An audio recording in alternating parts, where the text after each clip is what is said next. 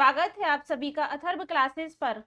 आज की मध्य प्रदेश महिला पर्यवेक्षक की क्लास में शिशु की प्रारंभिक देखभाल एवं शिक्षा के अंतर्गत जो दूसरा चैप्टर है शाला पूर्व शिक्षा परिचय के अंतर्गत सभी सीखने के सिद्धांतों को साथ ही संज्ञानात्मक सिद्धांत को डिटेल में समझेंगे। तो आज की वीडियो आपके लिए काफी महत्वपूर्ण है, तो वीडियो को अंत तक जरूर देखिएगा। इससे पहले अगर आपने चैनल सब्सक्राइब नहीं किया है तो चैनल को सब्सक्राइब जरूर करें। तो आइए शुरू करते हैं आज की क्लास। शाला पूर्व शिक्षा परिचय से सबसे पहले आप समझिए कि शाला पूर्व शिक्षा से क्या तात्पर्य है। तो शाला पूर्व शिक्षा का अर्थ होता है अनौपचारिक शिक्षा। तो अनौपचारिक शिक्षा ऐसी शिक्षा होती है जो क्या है, अनायास, आकस्मिक या स्वाभाविक रूप से बच्चे को दी जाती है। तो ऐसी शिक्षा होती है जो जानबूझकर नहीं दी जाती है या जिसे पहले से विचार करके नहीं दिया जाता है। तो इस प्रकार की शिक्षा अनौपचारिक शिक्षा, शाला पूर्व शिक्षा होती है। इस प्रकार की शिक्षा में कोई भी क्या है, निश्चित उद्देश्य नहीं होता है, ना ही कोई निश्चित क्या है, पाठ्यक्रम या शिक्षण विधि होती है। तो इस प्रकार की शिक्षा व्यक्ति के जन्म से लेकर जीवन पर्यंत तक चलती है, जिसमें व्यक्ति जीवन पर्यंत तक कुछ ना कुछ सीखता रहता है। तो अनौपचारिक शिक्षा के अंतर्गत अलग अलग मनोवैज्ञानिकों ने अपने मत दिए हैं, तो सभी मनोवैज्ञानिकों को डिटेल में पढ़ेंगे। तो इसके अंतर्गत सबसे पहले जानते हैं सीखने के सिद्धांत के बारे में। तो सीखने के सिद्धांत में मनोवैज्ञानिकों ने सीखने के रूप की व्याख्या करने के लिए विभिन्न प्रकार के सिद्धांतों का प्रतिपादन किया। सीखने के सिद्धांतों से तात्पर्य एक ऐसे सैद्धांतिक व्याख्या से है जिसके माध्यम से सीखने की वैज्ञानिक व्याख्या की जा सकती है। इस व्याख्या का जो मुख्य उद्देश्य है वह 3 प्रश्नों के उत्तर की प्राप्ति है। तो जो प्रश्न है वह यह है कि व्यक्ति क्यों सीखता है, व्यक्ति कैसे सीखता है और व्यक्ति क्या सीखता है। तो ये सीखने के सिद्धांतों में बताया गया है। इन प्रश्नों के उत्तर की प्राप्ति करना ही सीखने के सिद्धांत के अंतर्गत है। तो जो सीखने के मुख्य सिद्धांत हैं वह निम्न मनोवैज्ञानिक या इन मनोवैज्ञानिकों ने दिए हैं, जिसमें थॉर्नडाइक का प्रयत्न एवं भूल का सिद्धांत, पावलोव का अनुबंधन अनुक्रिया का सिद्धांत, स्किनर का क्रिया प्रसूत का सिद्धांत, कोहलर कोफ्ता और बर्दाइमर का सूज का सिद्धांत, उस्तुबेल का सिद्धांत, कर्ट लेविन का सीखने का क्षेत्रीय सिद्धांत। तो ये सीखने के सिद्धांत काफी महत्वपूर्ण है, यहाँ से प्रश्न आपके एग्जाम में जरूर बनेगा। तो इसमें जो पहला है थॉर्नडाइक का प्रयत्न और भूल का सिद्धांत, तो इसको डिटेल में पढ़ेंगे। तो आइए अब देखते हैं थॉर्नडाइक का प्रयत्न और भूल का सिद्धांत। तो E.L. थॉर्नडाइक द्वारा प्रतिपादित सीखने का सिद्धांत सैद्धांतिक दृष्टि से अति महत्वपूर्ण सिद्धांत है। थॉर्नडाइक एक व्यवहारवादी मनोवैज्ञानिक थे। उन्होंने अपने इस सिद्धांत की व्याख्या करते हुए कहा कि जब कोई उद्दीपन व्यक्ति के सम्मुख दिया जाता है तो वह व्यक्ति उसे उद्दीपन के प्रति विभिन्न प्रकार की अनुक्रियाएं करता है। इनमें से सही अनुक्रिया का संबंध उसे उद्दीपन के साथ हो जाता है, अर्थात यदि संबंध सीखना है। थॉर्नडाइक के इस सिद्धांत को इस आधार पर विभिन्न नामों से भी पुकारा जाता है।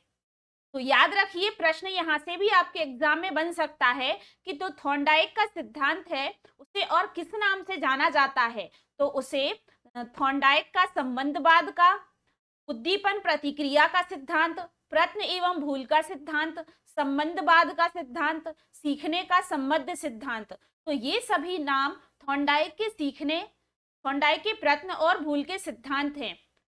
तो अब इसके बाद थोड़ा सा प्रयत्न और भूल के सिद्धांत को डिटेल में पढ़ते हैं, जानते हैं कि इस सिद्धांत के बारे में। तो थॉर्नडाइक के सीखने का मत प्रयास और भूल प्रक्रिया का था, जिसमें पशु अथवा मानवीय प्राणी सही प्रक्रिया को धीरे धीरे चलता है और इसको उद्दीपन के साथ संयोजित कर देता है। जब कोई पशु, बच्चे और प्राण अपने को ऐसी नवीन स्थिति में पाते हैं जिसमें वे नहीं जानते कि जो करना चाहते हैं उसको कैसे करें, तब वे उस क्रिया को, उसकी क्रिया के प्रतिरूपों का उपभोग करते हैं, जिसमें अभी पहले से वे क्या हैं, दक्ष हैं। उसे उस क्रिया को वे जानते हैं। तो ऐसी स्थिति में वे प्रतिक्रिया करने के अनेक प्रकार के साधन जुटाने का प्रयत्न करते हैं, तब तक करते रहते हैं जब तक कि ऐसा साधन नहीं ढूंढ निकालते कि उनको सफलता दे सके। तो इस विधि के द्वारा सीखने का प्रयास और भूल सीखना कहा जाता है। तो थॉर्नडाइक ने अपने प्रयोग बिल्ली, कुत्ते, मछली और मानव बालक पर किए हैं। तो यहाँ से भी प्रश्न बन सकता है कि जो थॉर्नडाइक ने अपना सीखने का सिद्धांत है, प्रयत्न एवं भूल का सिद्धांत, वह किस पर किया है। तो उन्होंने अपना सिद्धांत बिल्ली, कुत्ते, मछली और मानव बालक इन पर किया है। तो थॉर्नडाइक का जो सीखने का सिद्धांत है प्रयत्न एवं भूल का, इसके अनुसार जब कोई व्यक्ति के सामने कोई समस्या आती है तो वह उसके समाधान के लिए क्या करता है, भिन्न भिन्न प्रकार की अनुक्रियाएं करता है। उस समस्या को सुलझाने के लिए वह अनेक प्रकार की समाधान ढूंढता है। तो यही इस सिद्धांत में बताया गया है कि वह पहले प्रयास करता है फिर भूल करता है। तो इसीलिए इस सीखने के सिद्धांत का नाम प्रयास और भूल का सिद्धांत रखा गया है। अब थॉर्नडाइक के सीखने के सिद्धांत के बाद है पावलोव का अनुबंधन अनुक्रिया का सिद्धांत। ये भी काफी महत्वपूर्ण सिद्धांत है। तो रूसी वैज्ञानिक पावलोव द्वारा प्रतिपादित सीखने का यह सिद्धांत अनुबंधन पर आधारित है। अनुबंधन एक ऐसी प्रक्रिया है जिसके द्वारा उद्दीपन तथा अनुक्रिया के बीच एक सहचर्य स्थापित होता है। इस आधार पर उनके सिद्धांत को कई नामों से जाना जाता है, जैसे कि क्लासिकल अनुबंधन सिद्धांत कहा जाता है, प्रतिवादी अनुबंधन सिद्धांत कहा जाता है, टाइप एस अनुबंधन सिद्धांत कहा जाता है। तो ये नाम भी आप याद रखिएगा। पावलोव का जो अनुबंधन अनुक्रिया का सिद्धांत है उसे इन नामों से भी जाना जाता है। जानते हैं आप पावलोव का अनुबंधन अनुक्रिया का सिद्धांत के बारे में। तो पावलोव के अनुसार सीखना एक अनुकूलित अनुक्रिया है। उन्होंने प्रयोगशाला में पाचन से संबंधित स्वचालित प्रतिवर्तों पर लगभग 12 वर्ष अध्ययन किया। उन्होंने पाया कि स्वाभाविक उद्दीपन सिखाने वाले के सम्मुख उपस्थित किया जाता है, जो उसके प्रति स्वाभाविक अनुक्रिया करता है, जैसे कि गर्म बर्तन को छूते ही हाथ पीछे खींच लेना। तो पावलोव ने कुत्ते पर किया प्रयोग और पाया कि कुत्ते के उदर में क्या है, जठर रस उसे नहीं होता, बल्कि वह उसके उस समय भी होता है जब कुत्ता खाने को देखता है। तो पावलोव ने अपना प्रयोग एक कुत्ते पर किया और इसमें उन्होंने देखा कि जो कुत्ते का जठर रस है वह उसके मुंह में नहीं होता, वह उसके समय के साथ क्या होता है, उसको खाने के देखकर भी हो जाता है। तो इस सिद्धांत में यही बताया गया है कि जो कुत्ता है वह खाने को देखकर अनुक्रिया करता है, इसीलिए इस सिद्धांत का नाम अनुबंधन अनुक्रिया का सिद्धांत है। तो यह पावलोव का अनुबंधन अनुक्रिया का सिद्धांत था। इसके बाद देखेंगे स्किनर का क्रिया प्रसूत का सिद्धांत। तो स्किनर द्वारा प्रतिपादित यह सिद्धांत साधनात्मक अनुबंधन पर आधारित है। इस सिद्धांत में सीखने के व्यवहार का अध्ययन सक्रिय रूप से किया जाता है। इस आधार पर उनके इस सिद्धांत को भी अनेक नामों से पुकारा जाता है। तो जो स्किनर का क्रिया प्रसूत सिद्धांत है उसको अलग अलग नामों से जाना जाता है, जिसे कार्यात्मक अनुबंधन का सिद्धांत कहा जाता है, सक्रिय अनुकूलित अनुक्रिया का सिद्धांत कहा जाता है, नैमित्तिक अनुबंधन का सिद्धांत कहा जाता है, क्रिया प्रसूत अनुबंधन का सिद्धांत कहा जाता है। तो स्किनर के अनुसार क्या है कि अनुक्रिया स्वाभाविक रूप से प्राणी द्वारा किए जाते हैं और उन्होंने अपने सिद्धांत की व्याख्या 2 प्रकार की अनुक्रिया के माध्यम से की है, जिसमें उन्होंने अनुक्रिया को 2 भागों में बांटा है, जिसमें प्रतिवादी अनुक्रिया और क्रिया प्रसूत अनुक्रिया। तो जो प्रतिवादी अनुक्रिया है, इस अनुक्रिया एक स्पष्ट उद्दीपन द्वारा उत्पन्न होती है, का स्वरूप अनैच्छिक होता है, जैसे कुत्ते के द्वारा भोजन देखकर लार का स्राव होना। तो यह प्रतिवादी अनुक्रिया है। इससे आप समझ सकते हैं कि प्रतिवादी अनुक्रिया क्या है कि जब कुत्ता भोजन को देखता है तो उसके मुंह से लार का क्या होता है, स्राव होता है। इसके बाद जो क्रिया प्रसूत अनुक्रिया है, तो यह अनुक्रिया एक आसपास उद्दीपन द्वारा संपन्न होती है, जिसका स्वरूप ऐच्छिक होता है। जैसे कि बातचीत करना या टहलना। तो यह क्रिया प्रसूत अनुक्रिया है। तो यह था स्किनर का क्रिया प्रसूत का सिद्धांत, जिसमें दो प्रकार की अनुक्रियाएं होती हैं, प्रतिवादी अनुक्रिया और क्रिया प्रसूत अनुक्रिया। तो जिसमें इन्होंने बताया कि जो इन्होंने प्रयोग किया एक कुत्ते पर, जिसको देखकर क्या है, कुत्ते को भोजन देखकर लार का स्राव होना इन्होंने प्रतिवादी अनुक्रिया बताया। और जो क्रिया प्रसूत अनुक्रिया है उसको इन्होंने बताया कि जैसे आपस में बातचीत करना या टहलना, तो ये एक क्रिया प्रसूत अनुक्रिया है। इसके बाद देखेंगे कोहलर, कोफ्ता तथा बर्दाइमर का सूज का सिद्धांत। तो यहां से भी प्रश्न बन सकता है कि कोहलर, कोफ्ता तथा बर्दाइमर ने कौन सा सीखने का सिद्धांत दिया है, तो वह है सूज का सिद्धांत। तो इस सिद्धांत का प्रतिपादन गेस्टाल्ट मनोवैज्ञानिक कोहलर, कोफ्ता तथा बर्दाइमर द्वारा किया गया था। इस सिद्धांत के अनुसार प्राणी किसी नवीन कौशल को प्रयत्न तथा भूल से नहीं सीख सकता, बल्कि इस सिद्धांत से सीखना है। जब कोई व्यक्ति किसी नवीन स्थिति में आता है, तो वह उसे स्थिति के विभिन्न अंगों से पारस्परिक संबंध स्थापित करता है। वह संपूर्ण स्थिति को समझकर उसके अनुसार प्रतिक्रिया करता है। स्थिति को ठीक से समझना ही उसकी सोच का परिचायक है। तो सूझ का सिद्धांत यह बताता है कि व्यक्ति अपनी संपूर्ण परिस्थिति को अपनी मानसिक शक्ति से अच्छी तरह से समझ या सीख लेता है। जब भी व्यक्ति कोई ऐसी स्थिति में पड़ता है, तो वह अपनी मानसिक स्थिति से, अपने इच्छा शक्ति से वह क्या है, उस स्थिति को क्या है, अपनी सूझ से सुलझा लेता है। तो यही कोहलर, कोफ्ता और बर्दाइमर ने सूझ के सिद्धांत में बताया है। के बाद जो अगला सिद्धांत है वह है उसुबेल के सीखने का सिद्धांत। तो संज्ञान द्वारा सीखने पर आधारित इस सिद्धांत का प्रतिपादन डेविड उसुबेल द्वारा किया गया था। याद रखिए, इनका पूरा नाम डेविड उसुबेल है। इन्होंने संज्ञानात्मक सिद्धांत इसीलिए कहा जाता है क्योंकि इस सिद्धांत का जो मूल उद्देश्य है वह सीखते समय व्यक्ति को क्या होता है का वर्णन किया गया है। सिद्धांत में मूल रूप से यह बताने की कोशिश की गई है कि सीखने की जो प्रतिक्रिया है, जब नई विषय वस्तु को शिक्षार्थी अपने पूर्व ज्ञान के साथ जोड़ते हैं, तो उसी समय नई विषय वस्तु का क्या होता है इस सिद्धांत में बताया गया है। सिद्धांत में शिक्षार्थी के पूर्व ज्ञान के भंडार को संज्ञानात्मक संरचना कहा गया है। सुबेल ने अपने सीखने के सिद्धांत में सीखने के निम्न 4 प्रकार का वर्णन किया गया है। ये याद रखिए, प्रश्न यहाँ से पूछा जा सकता है कि उसुबेल ने अपने सीखने के सिद्धांत में जो 4 प्रकार से वर्णन किया है वह क्या है। तो वह है रटकर सीखना, अर्थपूर्ण सीखना, अभिग्रहण सीखना और अन्वेषण सीखना। तो यह 4 प्रकार से अपने सिद्धांत का वर्णन किया है उसुबेल ने। तो जो रटकर सीखना है वह विषय वस्तु को बिना समझे वैसा का वैसा सीखना है। जो अर्थपूर्ण सीखना है वह विषय वस्तु को समझकर आत्मसात करना है। और इसके बाद जो अभिग्रहण सीखना है वह विषय वस्तु को समझकर सीखना है। के बाद जो अन्वेषण सीखना है वह विषय वस्तु में नए विचार को खोजकर सीखना है। तो उसुबेल के सिद्धांत में इन 4 प्रकार से सीखने को वर्णन किया गया है, जिसमें चारों महत्वपूर्ण है: रटकर सीखना, अर्थपूर्ण सीखना, अभिग्रहण सीखना और अन्वेषण करके सीखना।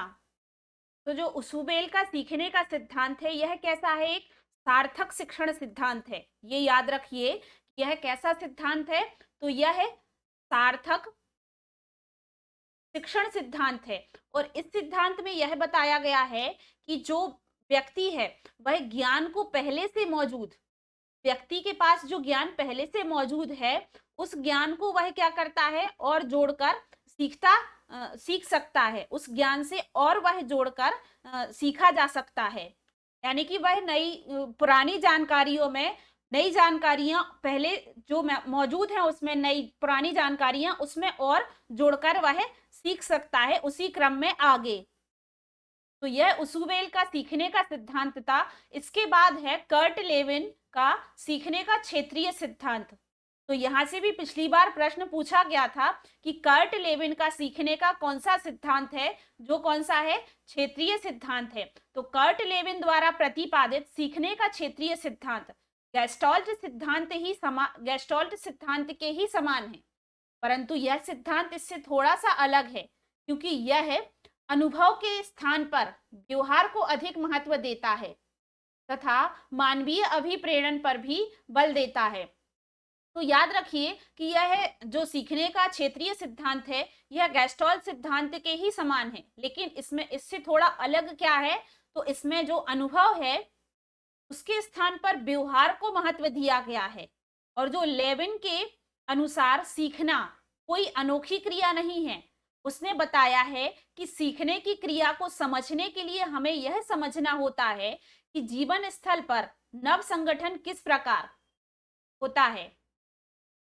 तो कर्ट लेविन के अनुसार जो सीखना है वह हमारे अनुभवों या जीवन स्थल की जो संरचना है उसमें परिवर्तन लाने से होता है।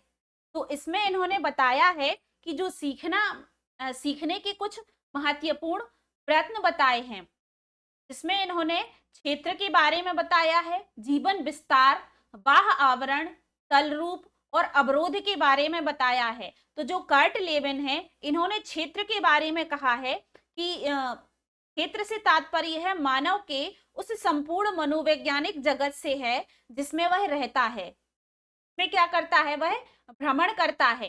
तो इन्होंने इस प्रकार क्षेत्र को परिभाषित किया है। इसके बाद इन्होंने जो जीवन विस्तार के बारे में बताया है, तो जीवन विस्तार के बारे में इन्होंने कहा है कि वह वातावरण है जिसमें मनुष्य उस वातावरण का प्रभाव व्यक्ति पर निरंतर पड़ता रहता है। तो उस वातावरण में व्यक्ति रहता है और उसका प्रभाव उस पर निरंतर पड़ता रहता है। वातावरण से तात्पर्य उसमें क्या है, प्रकृति, सामाजिक और मनोवैज्ञानिक वातावरण से है, जिसमें व्यक्ति लगातार क्या करता है, संघर्ष करता है और उससे क्या होता है, वह प्रभावित होता है। इसके बाद इन्होंने बाह्य आवरण को परिभाषित किया है। तो बाह्य आवरण के अनुसार उन्होंने बताया है कि व्यक्ति के मनोवैज्ञानिक वातावरण के जो बारे में चारों ओर रहता है और यह प्राणी से संबंधित वातावरण के उन पक्षों को निर्मित करता है जिसका क्या है, प्रतिरक्षीकरण व्यक्ति स्वयं नहीं कर पाता है। तो इस प्रकार उन्होंने बाह्य आवरण को परिभाषित किया है। इसके बाद इन्होंने तल रूप की परिभाषा दी है। तो तल रूप में इन्होंने कहा है कि जो प्रयत्न रेखागणित से लिया गया है, इसमें इन्होंने, जिसमें उनके अंदर और बाहर तथा सीमा के प्रयत्नों की विवेचना की जाती है, तल रूप के बारे में इन्होंने बताया है। इसके बाद इन्होंने अवरोध के बारे में कहा है। तो कर्ट लेविन ने जो वातावरण का एक गत्यात्मक पहलू बताया है, इसके बारे में, जो व्यक्ति के लक्ष्य या उद्देश्य तक पहुंचने के मार्ग में क्या होता है, खड़ा होता है तथा आगे बढ़ने की गति को क्या करता है, अवरुद्ध करता है। तो इस प्रकार इन्होंने अवरोध को परिभाषित किया है। तो इनके जो कर्ट लेविन के क्षेत्रीय सिद्धांत है, इन्होंने क्षेत्र, जीवन विस्तार, बाह्य आवरण, तल रूप और अवरोध के बारे में बताया है इनके सिद्धांत में। तो अब इसके बाद देखेंगे बालक का शारीरिक एवं गत्यात्मक विकास। तो अभी तक हमने सीखने के सिद्धांत पढ़े, जिसमें हमने थॉर्नडाइक का प्रयत्न और भूल का सिद्धांत देखा, पावलोव का अनुबंधन अनुक्रिया का सिद्धांत देखा, स्किनर का क्रिया प्रसूत का सिद्धांत देखा, कोहलर कोफ्ता तथा बर्दाइमर का सूझ का सिद्धांत देखा, उसुबेल का सिद्धांत देखा, कर्ट लेविन का सीखने का सिद्धांत देखा, जो कि काफी महत्वपूर्ण सिद्धांत है। इसके बाद हम देखेंगे बालक का शारीरिक तथा गत्यात्मक विकास क्या है। तो इसमें सबसे पहले हम देखेंगे शारीरिक विकास के बारे में। तो विकास के विभिन्न पक्ष हैं, जिनमें शारीरिक पक्ष आधारभूत है। शारीरिक पक्ष का अर्थ है शरीर के विभिन्न अंगों का विकास, इसकी प्रक्रियात्मक शक्ति है। शारीरिक विकास के वैज्ञानिक अध्ययनों से यह निष्कर्ष निकलता है कि जन्म से 2 वर्ष तक की आयु के बच्चों का विकास बहुत तीव्र गति से होता है और उसके बाद किशोर अवस्था में आने के लगभग 2 वर्ष तक विकास की गति क्या हो जाती है, मंद हो जाती है। तो यह व्यक्ति का शारीरिक विकास है, जो किस प्रकार जन्म से होता है। तो व्यक्ति जब एक बालक जन्म लेता है, तो जन्म से 2 वर्ष तक की आयु तक बालक का जो विकास है वह कैसा होता है, तीव्र गति से होता है। उसके बाद बालक किशोर अवस्था में आता है और किशोर अवस्था में आने के बाद लगभग उसमें क्या है 2 वर्ष तक विकास की गति कैसी रहती है, मंद हो जाती है। तो मंद गति से विकास होता है और किशोर अवस्था में यह गति उसके किशोर अवस्था में आने से पहले की बात है। इसके बाद जब वह किशोर अवस्था में आता है तो किशोर अवस्था में यह गति कैसी हो जाती है, तीव्र हो जाती है। उसके बाद फिर कैसी होती है, गति मंद हो जाती है। तो बालक या बालिका के शारीरिक विकास की गति में बहुत अंतर होता है। तो एक बालक में और बालिका में शारीरिक विकास है वह अलग अलग होता है। तो बालक अपने अंगों के संचालन में धीरे धीरे अधिक निर्णय करना सीख जाता है, शरीर का संतुलन विकसित होता है, शरीर के साथ बालक का सामंजस्य बढ़ता है। तो इस प्रकार बालक का शारीरिक विकास होता है। तो यह जन्म से अंत तक बताया गया है कि किस प्रकार बालक का शारीरिक विकास होता है। तो शारीरिक विकास में जब क्या होता है, व्यक्ति सबसे पहले क्या होता है, भ्रूण होता है। तो जन्म के समय जब उसका शरीर छोटा होता है और धीरे धीरे क्या होता है, उसके शरीर के अंगों में परिवर्तन होता है। वह क्या होते हैं, विकसित होते हैं उसके शरीर के अंग। और यह विकास क्या होता है, निरंतर चलता रहता है, यह रुकता नहीं है। तो यह जब व्यक्ति जन्म लेता है तो जन्म से 2 वर्ष तक तो विकास की गति कैसी होती है, तीव्र होती है। और इसके बाद क्या होती है, गति धीमी पड़ जाती है। तो इसके बाद मंद गति से विकास होता है। और जैसे ही बालक किशोर अवस्था में आता है तो इसकी गति कैसी हो जाती है, फिर से तीव्र हो जाती है। इसके बाद फिर वह मंद हो जाती है। तो इसके बाद कभी बालक की जो शारीरिक विकास है वह तीव्र होता है, कभी मंद होता है।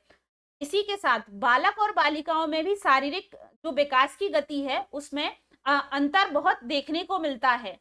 इसके बाद इसमें अगर हम शैक्षिक निहितार्थ यानी कि शिक्षा की उससे देखें तो जो शारीरिक और गामक विकास का शिक्षा का दृष्टि से महत्व है, शिक्षक क्या है, छोटी कक्षाओं में प्रायः बच्चों के मानसिक विकास का ही ध्यान रखते हैं। बच्चों के दांत साफ करने से लेकर उसमें उचित व्यायाम, खेल की उचित श्रम व उचित आरंभ की आदतें डालने की आवश्यकता होती है। के बाद देखेंगे बालक का मानसिक विकास।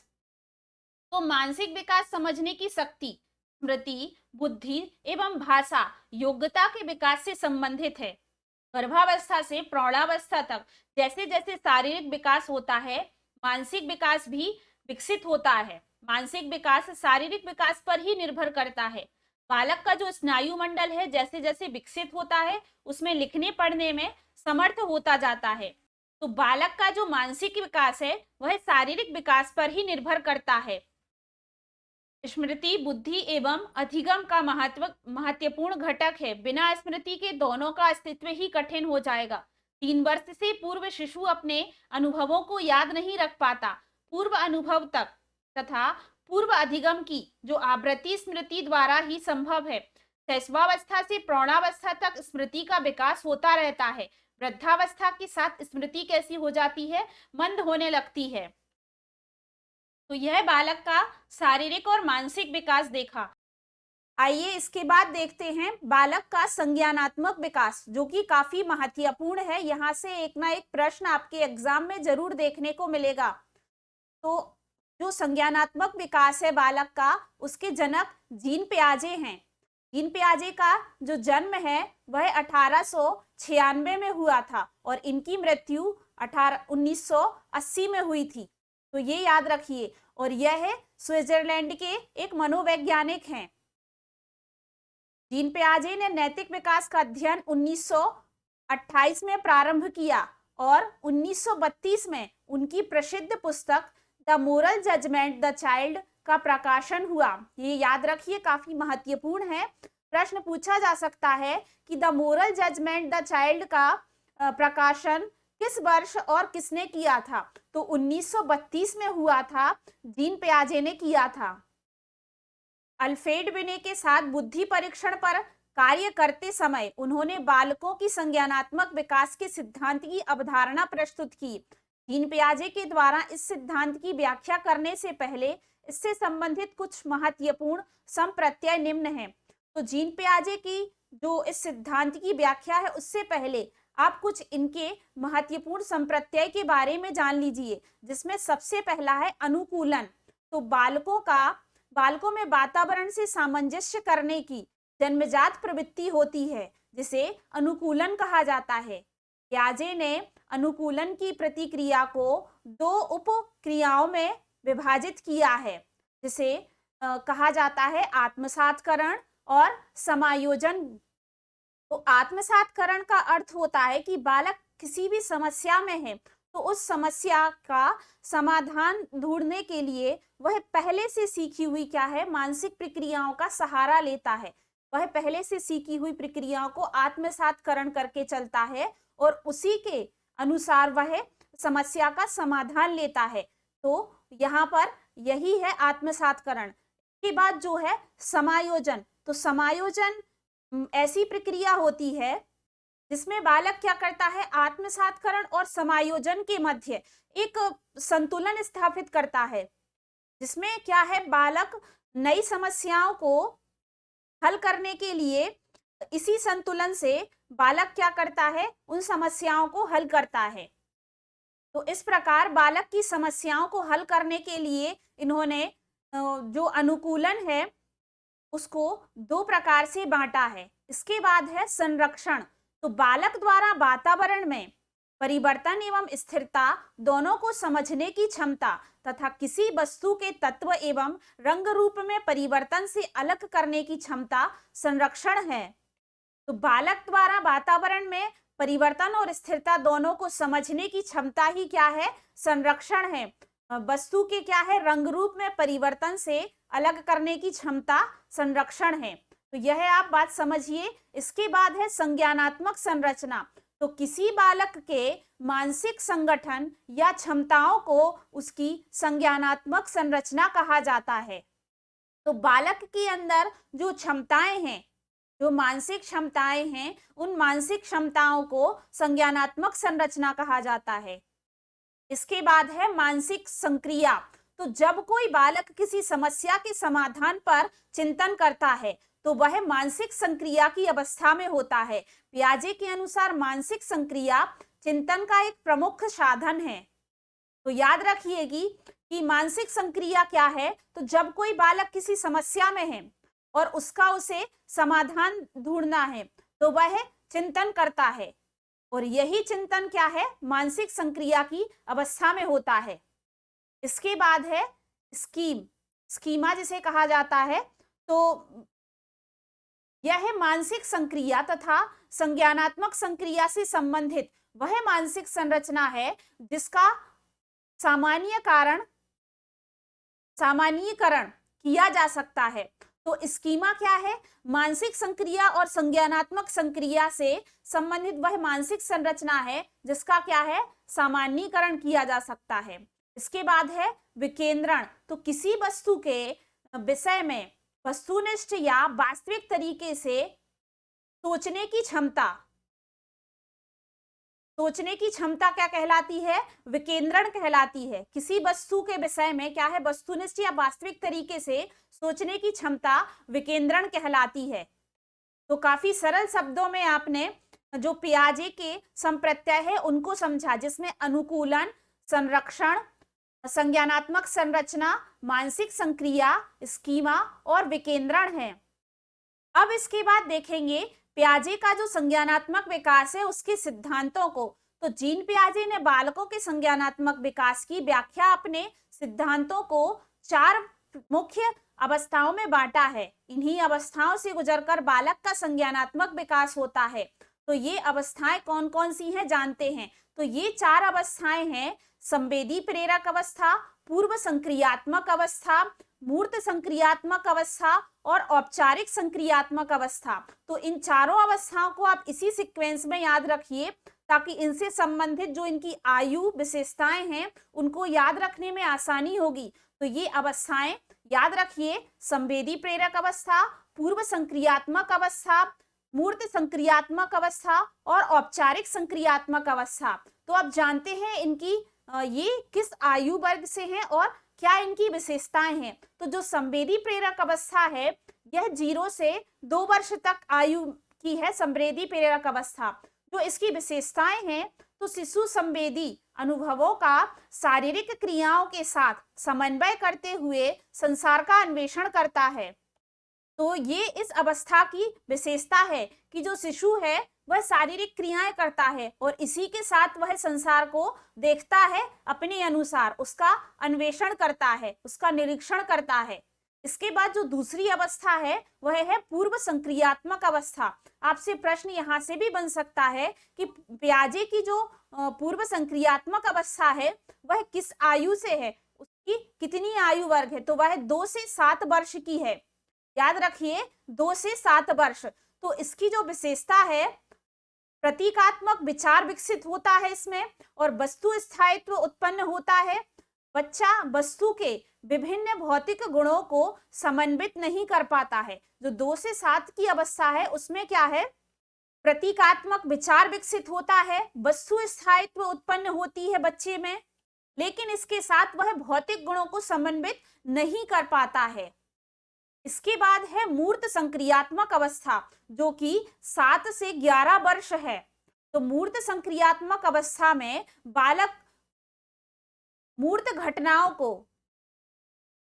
घटनाओं के संबंध में युक्त संगत तर्क कर सकता है और वस्तुओं को विभिन्न समूह में वर्गीकृत कर सकता है। वस्तुओं की मानस प्रतिमाओं पर प्रतिवर्तनीय मानसिक संक्रियाएं करने में सक्षम होता है। तो 7 से 11 वर्ष की आयु है मूर्त संक्रियात्मक अवस्था और इस अवस्था में बालक घटनाओं के संबंध में तर्क संगत क्या करता है, तर्क करने लगता है और वस्तुओं को विभिन्न समूहों में वर्गीकृत कर सकता है, जो कि 7 से 11 वर्ष की आयु है। इसके बाद है अगली, जो कि चौथी है, औपचारिक संक्रियात्मक अवस्था, जो कि 11 से 15 वर्ष है। तो किशोर तर्क का अनुप्रयोग अधिक अमूर्त रूप से कर सकते हैं और परिकल्पनात्मक चिंतन विकसित होता है। तो जो 11 से 15 वर्ष की है औपचारिक संक्रियात्मक अवस्था, इसमें जो बालक है वह किशोर हो चुका है और किशोर क्या है, तर्क का अनुप्रयोग अधिक अमूर्त रूप से कर सकता है, परिकल्पनात्मक चिंतन कर सकता है। तो ये 4 अवस्थाएं दी हैं जीन पियाजे ने, जिसमें संवेदी प्रेरक अवस्था, पूर्व संक्रियात्मक अवस्था, मूर्त संक्रियात्मक अवस्था और औपचारिक संक्रियात्मक अवस्थाएं हैं। अब इन चारों अवस्थाओं को डिटेल में समझते हैं। तो सबसे पहले जानते हैं संवेदी प्रेरक अवस्था के बारे में। तो यह अवस्था जन्म से 2 वर्ष तक की होती है। इस अवस्था में शिशु अपनी आंखों, कानों, हाथों और अन्य संवेदी प्रेरक उपकरणों के माध्यम से सोचता है। इस अवस्था में शिशु का संज्ञानात्मक विकास प्रायः 6 अवस्थाओं से होकर जाता है। याद रखिए कि जो संज्ञानात्मक विकास की संवेदी प्रेरक अवस्था है उसमें उसको 6 अवस्थाओं से होकर गुजरता है। तो जानते हैं इन 6 अवस्थाओं को, जिसमें है प्रतिवर्ती क्रियाओं की अवस्था, मुख्य वृत्तीय प्रतिक्रियाओं की अवस्था, गौण वृत्तीय प्रतिक्रियाओं की अवस्था, गौण स्कीमेटा के समन्वय की अवस्था, तीसरी वृत्तीय प्रतिक्रिया की अवस्था, मानसिक संयुक्त द्वारा नवीन साधनों की खोज की अवस्था। तो ये 6 अवस्थाओं से होकर गुजरती है संवेदी प्रेरक अवस्था। तो जिसको आप थोड़ा जान लीजिए, जो प्रतिवर्ती क्रियाओं की अवस्था है यह जन्म से कितनी रहती है, 30 दिन तक रहती है। 30 दिन तक रहती है और इसमें बालक क्या करता है, केवल प्रतिवर्त क्रियाएं ही करता है। उसके द्वारा किए जाने वाली प्रतिवर्त क्रियाओं में सबसे पहला है चूसना। तो इसमें सिर्फ बच्चा चूसने की क्रिया ही करता है। इसके बाद जो दूसरी है मुख्य वृत्तीय प्रतिवर्ती क्रियाओं की अवस्था, तो यह अवस्था कब से मानी जाती है, 1 माह से 4 माह तक मानी जाती है। मुख्य वृत्तीय प्रतिवर्ती की जो अवस्था है वह 1 से 4 माह तक की अवस्था है। तो इस अवस्था में बालक क्या करता है, दूसरों को देखकर कोशिश करता है दोहराने की चीजें, इसमें प्रतिवर्ती क्रियाएं करता है और दोहराता है। इसके बाद है तीसरी गौण वृत्तीय प्रतिक्रियाओं की अवस्था, जो कि 4 माह से 8 माह तक की है। तो इस अवस्था में बच्चा किसी वस्तु को देखकर उसको छूने की कोशिश करता है, तो वह गौण वृत्तीय प्रतिक्रियाओं की अवस्थाओं में आएगा। 4 से 8 माह में बालक चीजों को देखकर उसको छूने का प्रयास करता है। साथ ही क्या है, उसे जो खिलौने, मनोरंजन लगने वाले जो खिलौने हैं, उन्हें देखकर वह प्रसन्न होता है। इसके बाद है गौण स्कीमेटा के समन्वय की अवस्था, जो कि 8 माह से 1 वर्ष तक की है। याद रखिए, गौण स्कीमेटा के समन्वय की अवस्था 8 से 1 वर्ष, 8 माह से 1 वर्ष तक की है। इस अवस्था में बालक अनुकरण करके सीखने लगता है, यानी कि दूसरों को देखकर सीखने का प्रयास करता है। तो इस अवस्था में अनुकरण की प्रवृत्ति जागती है गौण स्कीमेटा के समन्वय की अवस्था में, जो कि 8 से 1 वर्ष है, 8 माह से 1 वर्ष। इसके बाद 5वीं है तीसरी वृत्तीय प्रतिक्रियाओं की अवस्था, जो कि 12 माह से 1 वर्ष से 18 माह तक की है। तो इस अवस्था में बालक प्रयास और त्रुटि, यानी कि वह गलतियां करके सीखता है, बार बार गलती करता है और उनसे सीखता है। तो यह तीसरी वृत्तीय प्रतिक्रियाओं की अवस्था में है। इसके बाद जो 6वीं है वह है मानसिक संयुक्त द्वारा नवीन साधनों की खोज की अवस्था, जो कि 18 माह से 2 वर्ष तक की है। याद रखिए कि इस अवस्था में बालक में वस्तु स्थायित्व का गुण जागता है, जो कि काफी महत्वपूर्ण है। मानसिक संयुक्त द्वारा नवीन साधनों की खोज की अवस्था 18 से 2 वर्ष, वस्तु स्थायित्व का गुण होता है इस अवस्था में, इसे कहा जाता है इसे। तो प्रश्न आपसे ऐसा भी पूछा जा सकता है कि किस अवस्था में वस्तु स्थायित्व का गुण कहा जाता है, तो वह है संवेदी प्रेरक अवस्था, जिसकी 6वीं अवस्था है मानसिक संयुक्त द्वारा नवीन साधनों की खोज की अवस्था, जो कि 18 से 2 वर्ष की है। इसके बाद जो दूसरी अवस्था है वह है पूर्व संक्रियात्मक अवस्था। तो संज्ञानात्मक विकास की इस अवस्था की अवधि 3 से 7 वर्ष के मध्य होती है। याद रखिए, पूर्व संक्रियात्मक अवस्था होती है 3 से 7 वर्ष के मध्य। इस अवस्था में बालक के विकास की इस अवस्था में प्रायः प्रारंभिक बाल्यावस्था के नाम से भी जाना जाता है। याद रखिए, पूर्व संक्रियात्मक अवस्था को प्रारंभिक बाल्यावस्था के नाम से भी जाना जाता है। इस अवस्था में बालकों की मानसिक प्रतीक निर्माण प्रक्रिया के असाधारण परिवर्तन देखने को मिलते हैं। तो पियाजे ने इस अवस्था को 2 भागों में बांटा है, पूर्व वैचारिक अवस्था और अंतदर्शी अवस्था। 2 भागों में विभाजित किया है, जिसमें है पूर्व वैचारिक अवस्था और अंतदर्शी अवस्था। तो जो पूर्व वैचारिक अवस्था है वह 2 से 4 वर्ष के मध्य है, और इस अवस्था में बालक वस्तुओं, शब्द, प्रतिमाओं आदि के विषय में अपना मानसिक चिंतन विकसित करने लगता है। पियाजे ने इस अवस्था में संकेत तथा चिन्ह को चिन्हित का महत्वपूर्ण साधन माना है। अंतदर्शी अवस्था, और इस अवस्था की जो अवधि है वह 4 से 7 वर्ष के मध्य होती है। इस अवस्था में बालक चिंतन एवं तर्कणा पहले से अधिक क्या होती है, परिपक्व हो जाती है। तो इस प्रकार पूर्व संक्रियात्मक अवस्था है, जिसको 2 भागों में बांटा है। एक है 2 से 4 वर्ष के मध्य, और दूसरी है 4 से 7 वर्ष के मध्य। तो इस अवस्था में बालक मानसिक प्रतीक निर्माण प्रक्रिया में असाधारण परिवर्तन इस प्रक्रिया में देखने को मिलते हैं, और इसी अवस्था को प्रारंभिक बाल्यावस्था भी कहा जाता है। इसके बाद तीसरी है मूर्त संक्रियात्मक अवस्था। तो मूर्त संक्रियात्मक अवस्था जो कि 7 से 11 वर्ष के मध्य होती है। संज्ञानात्मक विकास की इस अवस्था में बालक का चिंतन एवं तर्कणा पहली अवस्था, जो कि पूर्व संक्रियात्मक अवस्था है, की तुलना में अधिक क्रमबद्ध तथा तर्क संगत हो जाता है। जो इस अवस्था में मूर्त संक्रियात्मक अवस्था है, इससे पहले की अवस्था में उसका क्या हो जाता है, जो उसकी तुलना में क्रमबद्ध और तर्क संगत हो जाता है। उसके चिंतन में पलटावी गुण भी आ जाता है। इस अवस्था में बालक में संरक्षण, संबंध तथा वर्गीकरण संप्रत्यय का गुण भी विकसित हो जाता है। बालक वस्तुओं के गुणों के आधार पर ही उन्हें विभिन्न वर्गों और उपवर्गों में विभाजित करने लगता है। इस आधार पर इस अवस्था में बालक की विचार प्रक्रिया छोटे बच्चों की बजाय बड़ों से अधिक मिलने लगती है। तो इसी अवस्था में बालक बड़ों जैसा व्यवहार करने लगता है, मूर्त संक्रियात्मक अवस्था में। इसके बाद आखिरी और चौथी अवस्था है औपचारिक संक्रियात्मक अवस्था, जो कि 11 से 15 वर्ष के मध्य होती है। और इस अवस्था में बालक में अमूर्त तथा वैज्ञानिक ढंग से सोचने की क्षमता विकसित होती है।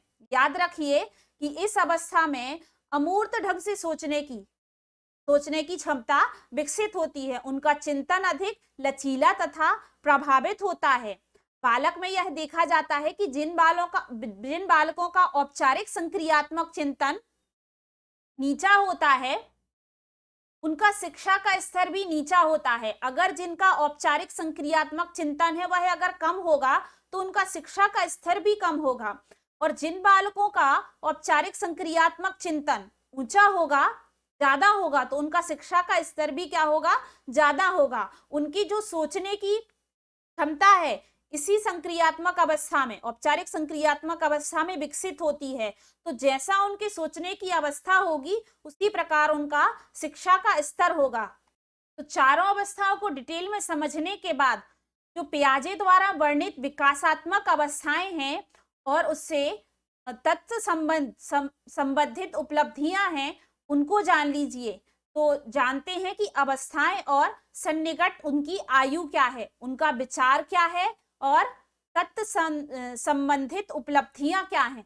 तो जो पहली अवस्था है संवेदी गामक अवस्था 0 से 2 वर्ष, जिसे संवेदी प्रेरक अवस्था भी कहा जाता है। तो संवेदी गत्यात्मक विचार है इसमें, और इसका जो तत्व संबंधित है वह है पूर्व शाब्दिक गतियों की पुनरावृत्ति, प्रश्न और भूल व्यवहार का आरंभ, वस्तु स्थायित्व, जीव उत्पोरोपण। इसके बाद दूसरी है पूर्व संक्रियात्मक अवस्था 2 से 7 वर्ष। तो इसका जो विचार है वह है परिक्रमणात्मक विचार, अंतः प्रज्ञात्मक विचार। तो ये दो विचार हैं। और इसकी जो उपलब्धियां हैं वह है अहम केंद्रित, नकल करने की प्रवृत्ति, प्रत्यक्षात्मक तर्कण, कल्पनात्मक, खेल, अस्थिर, अनौपचारिक, तार्किकता। इसके बाद अगली है मूर्त संक्रियात्मक अवस्था 7 से 11 वर्ष। आगमनात्मक विचार आता है इसमें, और इसकी जो उपलब्धि है वह है अहम केंद्रित व्यवहार या स्पष्टीकरण, संरक्षण व परीक्षण, क्रमबद्धता निर्मित करना, रूपांतरण, वर्गीकरण, अतिकल्पनीयता इत्यादि। इसके बाद है चौथी औपचारिक संक्रियात्मक अवस्था, जो कि निगमनात्मक विचार है, जो कि 11 से या उससे ऊपर की है। इसके बाद है इसमें है तर्क का अनुप्रयोग करना, निष्कर्ष निकालना, शाब्दिक परिकल्पना, आदर्शनात्मक चिंतन, दूसरों के साथ जुड़कर कार्य करना, संयोजकीय तार्किकता, अनौपचारिक संबंध। तो ये चारों अवस्थाओं के विचार और उनकी उपलब्धियों को जाना। तो ये था जीन पियाजे का सिद्धांत, जिसको हमने काफी डिटेल में पढ़ा। तो आई होप आप लोगों को आज की क्लास पसंद आई होगी। तो आज की क्लास यहीं पर समाप्त करते हैं। और अगर आपको वीडियो पसंद आई है तो वीडियो को लाइक जरूर करें और कमेंट करके जरूर बताएं कि आज की क्लास कैसी लगी है। और अगर आपने इससे पहले की क्लासेस नहीं देखी हैं तो आप चैनल पर जाकर जरूर देखें। आपको चैनल के माध्यम से प्लेलिस्ट मिल जाएगी, जिसमें आपको मध्य प्रदेश महिला पर्यवेक्षक नाम से प्लेलिस्ट मिल जाएगी, जिसमें आपको सभी सब्जेक्ट्स की टॉपिक वाइज थ्योरी क्लास और साथ ही महत्वपूर्ण प्रश्नों की सीरीज, साथ ही आपको टॉपिक वाइज भी महत्वपूर्ण प्रश्न चैनल के माध्यम से मिल जाएंगे। साथ ही आपको प्रैक्टिस सेट की सीरीज भी चैनल के माध्यम से मिल जाएगी। तो बस आपको वीडियो को देखते रहना है और चैनल से जुड़े रहना है। साथ ही आपको चैनल के डिस्क्रिप्शन में टेलीग्राम ग्रुप की लिंक मिल जाएगी, तो आपको टेलीग्राम ग्रुप लिंक के माध्यम से ज्वाइन करना है, जिसमें आपको आने वाली वीडियो की सारी नोटिफिकेशन और साथ ही पीडीएफ भी आपको टेलीग्राम ग्रुप पर मिल जाएगी। टेलीग्राम ग्रुप जरूर ज्वाइन करें। तो जल्दी हम अपनी अगली क्लास के साथ मिलते हैं। धन्यवाद।